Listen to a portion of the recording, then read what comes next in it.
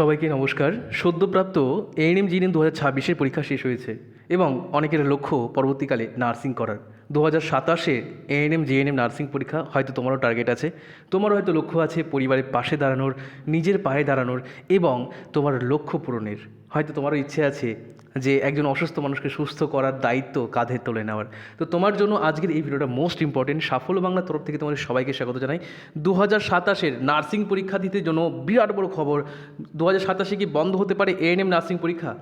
WBHRBর নতুন নিয়ম জানুন। সায়েন্স ছাড়া কি করা যাবে না নার্সিং কোর্স করতে পারবে না, কারা কারা পারবে, কারা কারা পারবে না। সিলেবাস আসছে বিরাট পরিবর্তন।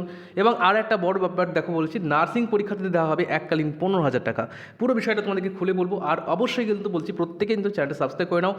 এএনএম জিএনএম নার্সিং পরীক্ষা প্রথম থেকে শেষ পর্যন্ত আমরা সাফল্য বাংলার চ্যানেলের পক্ষ থেকে তোমাদের কিন্তু সবাইকে প্রত্যেকটা মুহূর্তে কিন্তু খবর আমি দেবো। তার জন্য প্রত্যেকে কিন্তু চ্যানেলটা সাবস্ক্রাইব করো, ভিডিওটা প্রচুর লাইক করো, বন্ধুদের সাথে শেয়ার করো এবং কমেন্টে জানাও 2027-এর কোন কোর্সটা করতে চাও, 2027 এএনএম নাকি 2027 জিএনএম।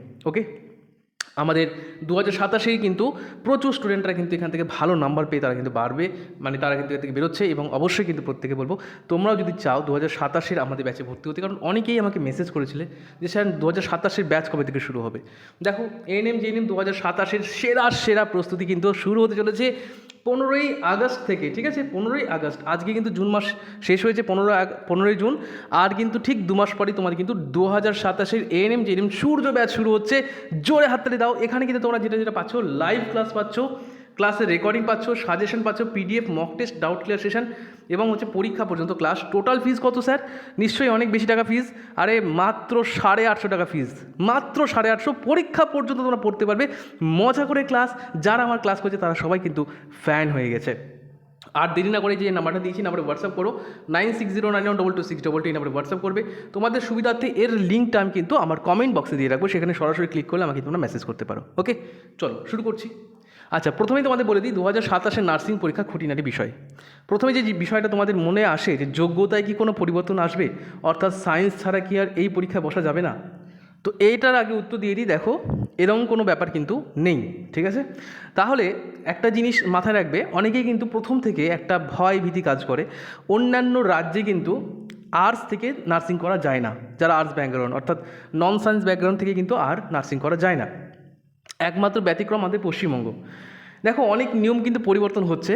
তো আভাস এরকম অনেকেই বলতে পারো যে স্যার আভাস তো পাওয়া যাচ্ছে, কিন্তু এরকম অনেক আগে থেকে পাওয়া যায়। সুতরাং ভয়ের কোনো ব্যাপার নয়। নার্সিং পরীক্ষায় আর্টস, সায়েন্স, কমার্স, যে ভোকেশনাল যে স্ট্রিম থেকে বিলং করো না কেন, তুমি কিন্তু এই পরীক্ষায় বসতে পারো। ক্লিয়ার?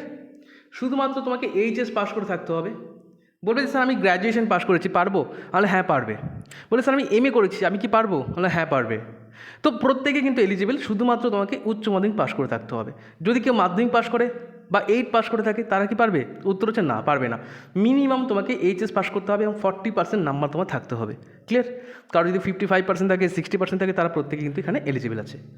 এবার আসি বয়সের ব্যাপারটা। দেখো, এই পরীক্ষায় বসার জন্য, এটা কিন্তু পরীক্ষা, চাকরি কিন্তু নয়। দেখো, নার্সিং চাকরির প্রসেসটা একটু লম্বা, আমি তোমাদেরকে পুরো বিষয়টা বলবো। তো দেখো, এই কোর্সে ভর্তির জন্য যে বয়সটা, সেটা হচ্ছে মিনিমাম তোমাকে 17 বছর বয়স হতে হবে, মিনিমাম 17 বছর। এবং ম্যাক্সিমাম তোমার যে বয়সে হোক না কেন, তুমি 40 বছর বয়সেও হও বা 35 বছর বয়সে হও, 50 বছর বয়স হও বা 70 বছর বয়সে হও না কেন, তুমি কিন্তু এখানে অ্যাপ্লাই করতে পারছো। ওকে, কোনো রকম কিন্তু এজ লিমিট নেই, অর্থাৎ যে কোনো বয়সে অ্যাপ্লাই করা যায়। ক্লিয়ার? এবার একটা জিনিস বলি যে দেখো, যাদের বয়স অনেকটা বেশি, ধরো কারো বয়স এখন 40 বছর, 45 বছর বয়স, তারা তো পরীক্ষা দিতে পারছে, কিন্তু চাকরি ক্ষেত্রে তারা কি আদৌ সুযোগ পাবে? তো এক্ষেত্রে আমি একটা কথা বলবো, দেখো অবশ্যই নিয়মে কিন্তু পরিবর্তন আসছে, বিভিন্ন নিয়ম কিন্তু পরিবর্তন হচ্ছে। জিএনএম করার পর কিন্তু সরাসরি তোমাদের চাকরি হয় না, এএনএম করার পর সাথে সাথে চাকরি হয়ে যায়। 3 মাস 4 মাস পর তোমাদের চাকরি কিন্তু আপডেট দিয়ে দেয় এবং তারপর তোমাদের কিন্তু ওখান থেকে প্যানেলে নাম চলে আসে। অর্থাৎ তোমাদের আলাদা করে কিন্তু কোনো রকম কোনো কোর্স করতে হয় না। ঠিক আছে, বা কোনো রকম কোনো পরীক্ষা দিতে হয় না, কোনো ইন্টারভিউ দিতে হয় না। তুমি কোর্স কমপ্লিট করবে, এএনএম কোর্সটা। আচ্ছা, আমাকে একটু কমেন্ট করে জানাবে এএনএম এর ফুল ফর্ম কী, কে বলতে পারবে? এএনএম এর ফুল ফর্ম হচ্ছে অক্সিলারি নার্সিং মিডওয়াইফারি। এবার তোমাকে জিএনএম ফুল ফর্ম একটু বলে দেবে, কমেন্ট করে বলে দাও দেখি তো কারা কারা পারছো। ওকে, তো দেখো, জিএনএম কোর্স করার পর তোমাদের কিন্তু একটু ধৈর্য ধরতে হয়, পরীক্ষা হয় আবার, এবং তোমার তারপরে কিন্তু নিয়োগটা হয়। ওকে, কিন্তু এএনএম এর ক্ষেত্রে বেরোনোর পরেই খুব বেশি হলে 1 বছরের মধ্যে তোমাদের কিন্তু জয়েনিং লেটার চলে আসে বাড়িতে। ক্লিয়ার? এবার একটা প্রশ্ন, যে অনেকে কিন্তু দেখবে মাস্টার্স কমপ্লিট করে বা তারা হয়তো বিএসসি নার্সিং কমপ্লিট করেছে, তারা অন্য কোনো কোর্স করেছে বা করতে করতে তারা কিন্তু চায় যে এএনএম করতে, কারণ এএনএমে প্রচুর চাহিদা। তুমি হয়তো জানবে না, আমরা জানি, আমরা যেহেতু পড়াই প্রথম থেকে, তো অনেক চাহিদা, অনেক প্রচুর ডিমান্ডেবল একটা কোর্স হচ্ছে এএনএম। তো এএনএম কোর্সটা কি বন্ধ হয়ে যাবে? দেখো, এরকম অনেক কিন্তু কী বলবো, কানাঘুষায় অনেক কথা শোনা যায়। অনেকেই বলে যে এএনএমটা থাকবে না। ভবিষ্যতের কথা কেউ বলতে পারে না, তবে এখনও পর্যন্ত আপডেট যেটুকু আছে বা কোনো নোটিফিকেশান অনুযায়ী এখনও পর্যন্ত কিন্তু এরকম কোনো ব্যাপার নয়। তোমাদের যদি এএনএমে নিয়োগ হয়, তাহলে নিশ্চয়ই তোমাদের কিন্তু এএনএমে ভ্যাকেন্সি বেরোবে, অর্থাৎ ফর্ম ফিল আপের জন্য তোমাদের কিন্তু এএনএমের সিট সংখ্যা বেরোয়। যদি এএনএমের সিট সংখ্যা বেরোয়, তার মানে তোমাদের নিশ্চয়ই তোমাদের এএনএমের চাকরিটাও হবে, অর্থাৎ তোমাদের কিন্তু এখানে ভয়ের কোনো ব্যাপার নয়। যারা এএনএমের সুযোগ পাচ্ছে তাদের কিন্তু আর কোনো রকম কোনো চিন্তা করতে হয় না, ওখান থেকে সরাসরি তাদের জয়েনিংটা হয়ে যায়। ক্লিয়ার? এবার আরেকটা থার্ড পয়েন্ট বলি, যে নার্সিং প্রস্তুতি থেকে কীভাবে সিলেক্ট হওয়া যায়। দেখো, নার্সিং প্রস্তুতি করছো তুমি, অর্থাৎ তুমি আজকে ব্যাচে ভর্তি হলে বা নিজে পড়ছো, পড়াশোনা করছো, এখান থেকে শুরু করে চাকরি পাওয়ার যে লম্বা পদ্ধতি বা যে লম্বা একটা লং জার্নি, এটা কী করে কমপ্লিট হয় সেটা তোমাদের একটু বলে দিই। চাকরি পাওয়ার প্রসেসে একটু পরিবর্তন এসেছে, সেটা জিএনএমের ক্ষেত্রে এসেছে, সেটা বলে দিচ্ছি। প্রথমে বলে দিই, দেখো, তুমি যদি এএনএম করো, আমি তোমাদের গুছিয়ে বলছি, খুব ভালো করে শুনে নেবে এবং ভিডিওটা তুমি প্রত্যেকের সাথে শেয়ার করবে। অনেকে কিন্তু এরকম আপডেট পায় না, জানতেই পারে না। দেখো, প্রথম হচ্ছে তোমাদের ফর্ম ফিল আপ হবে, ঠিক আছে? যেহেতু রিসেন্টলি 2026-এর জিএনএম পরীক্ষার ফর্ম ফিল আপ হয়েছে, পরীক্ষা হচ্ছে রিসেন্ট, গতকালই পরীক্ষা হয়েছে, সেহেতু এখনই তোমাদের ফর্ম ফিল আপ হবে না, সময় লাগবে, হয়তো 5-7 মাস তোমাদের পরে তোমাদের ফর্ম ফিল আপ হবে। ওকে, আবার বলি যে ফর্ম ফিল আপটা আসল উদ্দেশ্য নয়, আসল উদ্দেশ্য হচ্ছে সুযোগটা পাওয়া, অর্থাৎ আমাকে চান্স পেতে গেলে আমি কী করতে হবে বা আমাকে চাকরি পেতে গেলে কী করতে হবে, সেটা এখন আসল বিষয়। তো প্রথম কথা হচ্ছে যে ফর্ম ফিল আপ করে দেওয়ার পর তোমাদের একটা পরীক্ষা হবে, যেটাকে বলা হয় এএনএম জিএনএম এন্ট্রান্স এক্সাম 2027, ঠিক আছে? এই একটা পরীক্ষার নাম। যেমন ধরো, যদি কেউ বিএসসি নার্সিং করতে চায়, তাদের ক্ষেত্রে জেনপাস ইউজি 2026 বা 2027 এরকমভাবে প্রত্যেক ইয়ারে বেসিসে বেরোয়। তোমাদের ক্ষেত্রে এএনএম জিএনএম 2027 এন্ট্রান্স এক্সাম বলে একটা মানে নোটিফিকেশান বেরোবে, ঠিক আছে? এবার এই পরীক্ষায় একটাই পেপার হবে, একটাই কোশ্চেন পেপার হবে। সেই কোশ্চেন পেপারে তুমি জিএনএমের জন্য অ্যাপ্লাই করতে পারো, এএনএমের জন্য অ্যাপ্লাই করতে পারো, বা শুধুমাত্র জিএনএম করলে জিএনএম, এএনএম করলে এএনএম, কিন্তু পরীক্ষাটা একটাই হবে, একটাই কোশ্চেন পেপার। কিন্তু দুটো কোর্সের জন্য তুমি এলিজিবল আছো, যদি তোমার র্যাঙ্ক ভালো হয়। তোমার যদি একটা ইচ্ছে থাকে না আমি এএনএম করবো, র্যাঙ্ক ভালো হয়, তুমি কিন্তু এএনএমের সুযোগ পেয়ে যাবে। আর যদি তোমার র্যাঙ্কটা একটু খারাপ হয় বা তোমার যদি ইচ্ছে থাকে জিএনএম করার, তাহলে সেই হিসাবে কিন্তু ওই পরীক্ষার উপর ভিত্তি করেই তোমাদের কিন্তু জিএনএমের সুযোগ হয়ে যাবে। অর্থাৎ এখানে কিন্তু তোমাদের এইচএসের নাম্বারে কোনো ভ্যালু রাখে না। যদি কারোর 90% থাকে এইচএসে, তাহলে তুমি ভাবতে পারো যে স্যার ও তাহলে আগে হয়তো সুযোগ পাবে, কিন্তু এরকম কোনো ব্যাপার নয়। তোমাদের কিন্তু এন্ট্রান্স পরীক্ষাতেই আসল নাম্বারটা দেখা হয়। 115-র মধ্যে পরীক্ষা হয়, 115-র মধ্যে যে সর্বোচ্চ নম্বর পাবে তাকে কিন্তু আগে সুযোগটা দেওয়া হয়। ক্লিয়ার হয়েছে আশা করছি? তাহলে আমাদের এখানে মেন লক্ষ্য হচ্ছে গিয়ে এন্ট্রান্স পরীক্ষাটা খুব ভালোভাবে দেওয়ার। ওকে, এবার এন্ট্রান্স পরীক্ষা দিয়ে দিলে তুমি দেখবে কদিন পর তোমাদের কিন্তু একটা কাউন্সিলিং হবে, ঠিক আছে? এই যে যারা পরীক্ষা দিয়েছে ওদের এখন অ্যান্সার কি বেরোনি, অ্যান্সার কি বেরোবে, তারপরে চ্যালেঞ্জ করতে পারবে, তারপরে কাউন্সিলিং শুরু হবে, রেজিস্ট্রেশন কাউন্সিলিং শুরু হবে। কাউন্সিলিং কমপ্লিট করে দেওয়ার পর তুমি যেখানে সুযোগ পাবে, দেখা গেলো তুমি কলকাতা মেডিকেল কলেজে তুমি জিএনএমের সুযোগ পেলে, তাহলে তোমাকে সেখানে জিএনএম করতে যেতে হবে। আর ধরো তুমি ফর্ম ফিল আপ করে বা কাউন্সিলিং করে তুমি হয়তো আইডিবিজিতে এএনএমের সুযোগ পেলে, তাহলে তোমাকে সেখানে গিয়ে এএনএমে ভর্তি হতে হবে। ক্লিয়ার?